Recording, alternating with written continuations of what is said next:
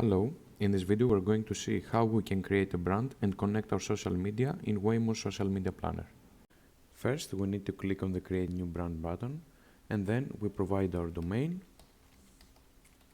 and our brand name.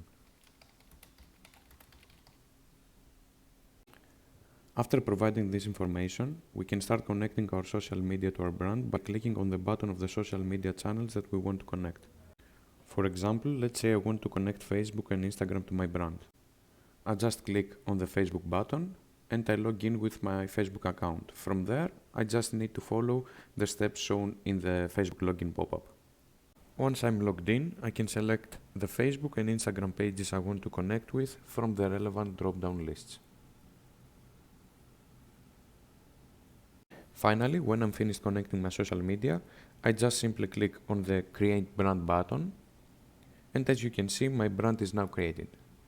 Thanks for watching.